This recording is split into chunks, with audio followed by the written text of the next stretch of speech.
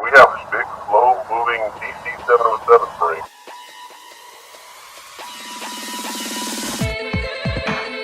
This is another one. I got people monitoring the call. It's called geoengineering. Controlling the weather. Why do you think the Air Force and aircraft are doing that? The Air Force knows someone's doing it.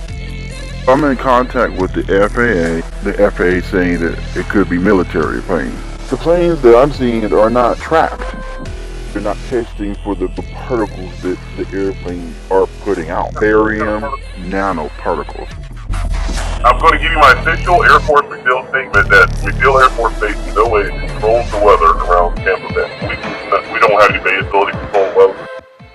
Governments and lawmakers are rarely our friends or allies in our attempts to investigate chemtrails. In the U.S., Public Laws 105-85 and H.R. 2977 specifically allow the spraying of chemical and biological agents on the American population.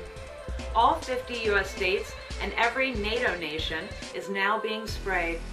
People are never told when the spraying is being done or why.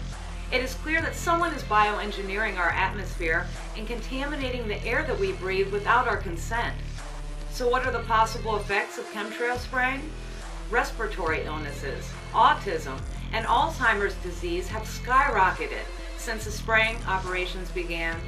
Mysterious new disorders such as Morgellons disease have appeared in areas sprayed heavily with chemtrails. Colored fibers that do not match anything found in the FBI database are found growing in the human body. The host infection is 99% plus, meaning everyone already has Morgellons disease. It is already within everyone's body. Skin specimens taken from people who show no outward signs of Morgellons show evidence of Morgellons particles on their skin. Spraying chemicals from aircraft is an inhumane act on a civilian population, a Section 4 violation of the Crimes Against Humanity and War Crimes Act. Chemtrails are destroying the planet and killing us all in the process. High bypass turbofan jet engines do not produce contrails. There is a disinformation campaign being run by our opposition to hinder our efforts and defame those of us fighting on the front lines of this issue.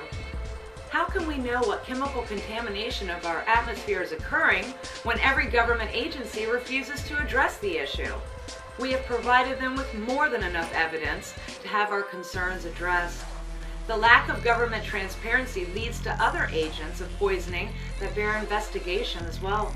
This is important work we are doing. We may never know the full extent of the damage aerial chemtrail spraying is doing to our bodies and the health of our children, but we cannot halt our efforts, even if that means going head-to-head and toe-to-toe with government agencies, the military, and corporations. Take this as a call to action.